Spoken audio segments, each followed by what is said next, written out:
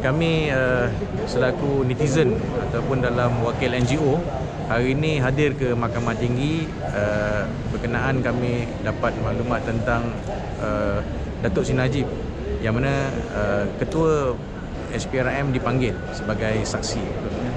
Jadi hari ini kami terpanggil kerana dalam situasi sekarang kami nak melihat Ketua Pengarah SPRM kini boleh melaksanakan dirinya sebagai seorang yang tegas dan adil, yang mana Puan Latifah pernah berkata dia akan ambil kes apa-apa rasuah seadil-adilnya.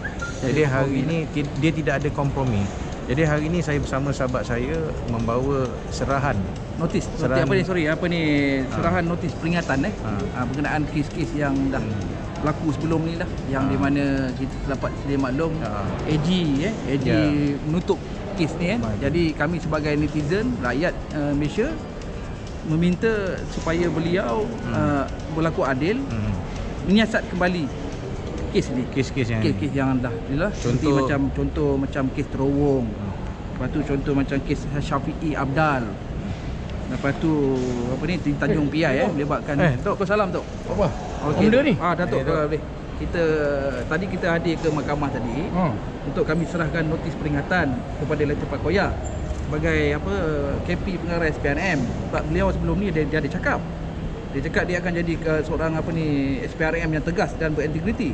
Bagus lah. Ya. Benda-benda macam ni yang kita nak rakyat tahu. Pasal hari ni dia, kalau kita lihat hari ni banyak kes ni selective prosecution. Dia hanya nak kenakan pada grup-grup mufakat nasional dia. Tapi macam Guan Eng ni, siapa lagi ni? Banyak. Guan Eng. Ini yang dah ada duit 1.5 bilion kat Oman kan?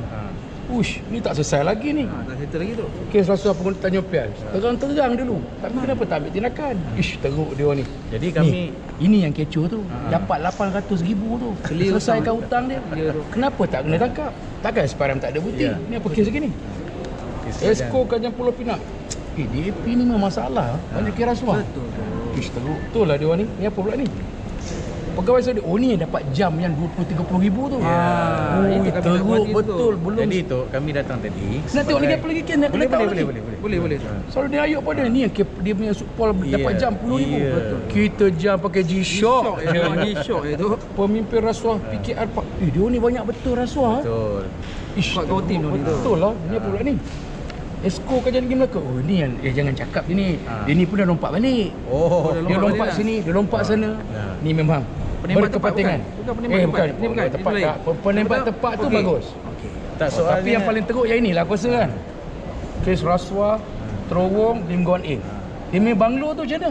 Tak masuk tak apa, banglo kita dia. settlekan dulu. Terowong kami datang Terowong ni tadi, jauh ni tu. Kami datang tadi kami netizen. Kami nak pergi pejabat, mungkin sibuk dalam keadaan sekarang, mungkin keadaan politik yang jadi tidak stabil. Jadi ini kau nak bagi tahu Latifah Koya? Dah kami dah jumpa semua tadi. Masa dia turun kami cuba berjumpa. Lepas tu kami, apa respon dia? Respon dia kata datang sini kerana bicara. Mana dia tak berani ambil apa benda yang rakyat bagi? Itu saya tak pasti, tapi ramai menyaksikan seolah-olah kami tidak dilayan. Tak betul-betul lah cara ni. Kata bawa suara rakyat. Bila rakyat datang bawa kes betul ni tak bawa. Itulah masalahnya tu. Dia lupa ke siapa kerajaan sekarang? Mungkin dah sampai masa dia letak jawatan macam AG kot. Tapi tak apalah, kita tunggu tengok laporan apa. Yang penting bagi kita minta rakyat kat luar sana nilai kan. Sebab Ketua Pengarah SPRM ni tak layak jadi Ketua Pengarah sebab dia ni banyak main politik lah. Jadi kita doa yang terbaik lah. Apa pun, tahniah lah. Okey, masih tu Ini untuk Latifah Koya? Tapi dia dah ada satu je pesanan. Apa dia? Jadi ini kebetulan Datuk lalu, so itu hak beliau sebagai ahli politik. Tapi kami sebagai netizen, kami minta Latifah Koya melaksanakan diri beliau sebagai seorang ketua SPRM yang tegas supaya berintegriti, supaya ambil tindakan apa yang ada. Tak kira Datuk kata dulu dah terpusing ke sana apa. Kita nak kerajaan baru ini di bawah Tan Sri Muhyiddin Yassin supaya mempunyai satu kabinet yang amat tegas dan serius. Dan di sini Latifah Koya sebagai ketua SPRM tidak ada desakan mana-mana politik. Dan masa inilah Latifah Koya menjalankan tanggungjawab sebagai ketua SPRM yang sebenar tidak ada tangan-tangan gaib, saya yakin.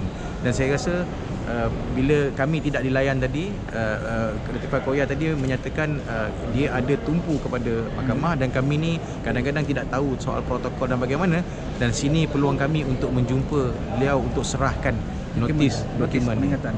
Cik Syamawi. Okey. Saya pun tak ada nak ulang panjang lah. Untuk netizen je lah, untuk netizen supaya kita sama-sama menunggu adakah kes ni dibuka balik ataupun tidak, ataupun dilupakan saja. Ya. Macam sahabat saya cakap tadi, government sekarang ni neutral. Tak ada masih tak ada kabinet lagi. Yang ada hanya Perdana Menteri je. Jadi bagi saya senang lah dia nak buat kerja, kan? Dia pun melibatkan bukan jawatan dalam politik. Beliau adalah orang kata apa, agensi kerajaan. Dan dalam keadaan sekarang pun Tan Sri Muhyiddin Yassin baru ni menegaskan dia tidak akan ambil menteri-menteri yang terbalik dengan mahkamah. Dan Datuk Seri Najib pun baru ni menegaskan dia tidak akan ambil sebarang, termasuklah Datuk Seri Zaimidi. Dia akan tumpukan hakikat mahkamah. Dia tidak meminta kes mereka digugur. Ya, terus diteruskan berjalan macam biasa. Sebab untuk mencari keadilan. Tapi yang ini masih tiada keadilan. Yang hanya bila kita sedia maklum, bila bertukar kerajaan, kes tutup. Ya. Kes selesai macam tu je. Dan kami akan menyusul lagi. Ada lagi kes-kes seperti arwah adib. Banyak lagi. Kita akan bangkitkan semua. Okey. Terima kasih. Sekian, terima kasih.